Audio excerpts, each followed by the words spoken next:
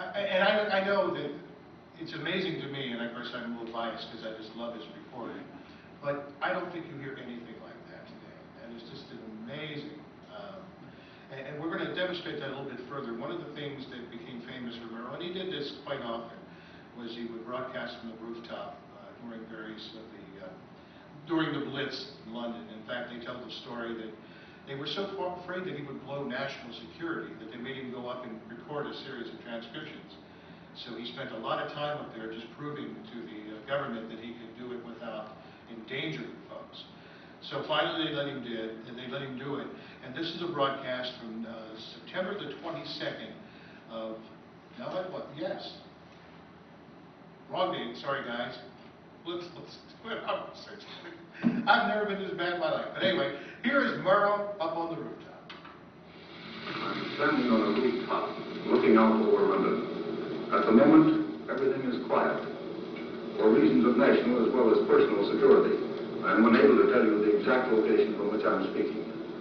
Off to my left, far away in the distance, I can see just that faint, red, angry snap of anti-aircraft bursts against the steel blue sky. But the guns are so far away that it's impossible to hear them from this location. About 5 minutes ago, the guns in the immediate vicinity were working. I can look across just at a building not far away and see something that looks like a splash of white paint down the side. And I know from daylight observation that about a quarter of that building has disappeared, hit by a bomb the other night. Streets span out in all directions from here, and down on one street I can see a single red light, and just faintly the outline of a sign standing in the middle of the street. And again, I know what that sign says, because I saw it this afternoon. It says, "Danger, unexploded bomb." Off to my left still, I can see just that red snap of the anti-aircraft fire. I was up here earlier this afternoon, and looking out over these housetops, looking all the way to the dome of St. Paul's. I saw many flags flying from staffs. No one ordered these people to put out the flags. They simply feel like flying the Union Jack above their roofs. No one told them to do it, and no flag up there was white. I can see one or two of them just stirring very faintly in the breeze now.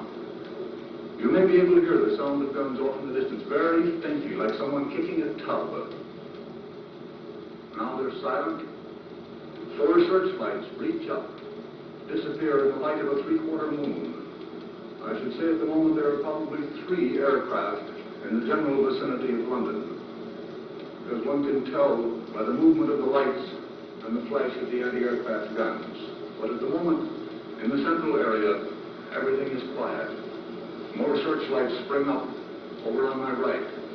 I think probably in a minute we shall have the sound of guns in the immediate vicinity. The lights are swinging over in this general direction now. You'll hear 2 explosions. Just there they are. Again, moving in, still a considerable distance away. Moving still just a little closer. There you heard 2. The searchlights are stretching out now in this general direction. I can hear just a faint whisper of an aircraft high overhead. Again, those guns are a considerable distance away. You'll hear them just vaguely in the background. Straight in front of you now. You'll hear 2 sounds in just a moment. There they are. That was the explosion overhead, not the guns themselves. I should think in a few minutes there may be a bit of shrapnel around here. Coming in, moving a little closer all the while. The plane is still very high, and it's quite clear that he's not coming in for his bombing run. Earlier this evening, we can hear occasionally, again, those were explosions overhead. Earlier this evening, we heard a number of bombs go sliding and slithering across to fall several blocks away. Just overhead now, the burst of the anti-aircraft fire. Still, the nearby guns are not working. And the searchlights now are feeling almost directly overhead. Now you'll hear 2 bursts a little nearer in a moment. There they are. That hard, stony sound. Oh, and by the way, that was September 20th, 1940, and of course, on the rooftop. It's just amazing, though. You hear so many embedded reporters today, and this guy is sitting there as calm as, not only is the content good, but he's as calm as can be, and they could pick him off at any moment. So it's, he's in an open ear. Again, just his descriptions when he's talking about the searchlights feeling. I think he uses the word feeling, if I'm not mistaken. Yes, he talks about the lights flashing on the bottom of the cloud. Yeah, the searchlights. Just, you know, what a tremendous, just way, if anyone can come up with that stuff on the spur of the moment, it's just amazing. And he was so calm, he said, there ought to be some shrapnel around. Yeah, I know. Yeah. We all may be killed soon, but hey, we're going to tell you about it. Now, Neil, when he did those reports, were they airing live or did he record them? I think some of them actually did, but as I mentioned, they did make him record a bunch of transcriptions, but then these ultimately went live. And not always heard here in America. A lot of them were carried over BBC, although a few of them did go on part of World News Tonight, you know, when they would do the various pickups. Again, that was hard to arrange because you were talking in shortwave, and that's what you were hearing. That was, you were hearing a little heterodyne in that, you know, and that was very common in those early broadcasts. And in addition to doing these kinds of things, Murrow was just an incredible journalist and thought a lot about the impact of what was happening, because he was smart enough to know that we didn't fully understand what radio was doing in terms of how people were receiving the messages, because, you know, we're used to seeing the blood and guts with the video these days, but I mean, here, for the first time, people were pretty getting a good idea of the war right into their, you know, home, in their living room. So he talks about this a little bit. This is during a broadcast where he's wondering about the psychological effects of what's happening in the European theater. This is Edward Murrow speaking from Vienna. It's now nearly 2:30 in the morning, and their visitor has not yet arrived. Except we've already been there. Let's see. Still waiting for him. We're still waiting for Hitler. That's it.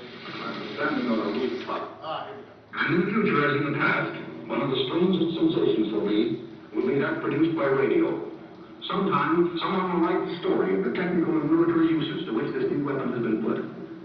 But no one, I think, will ever describe adequately just what it feels like to sit in London with German bombs ripping through the air, shaking the buildings, and causing the lights to flicker, while you listen to the German radio, broadcasting Wagner or Bavarian folk music.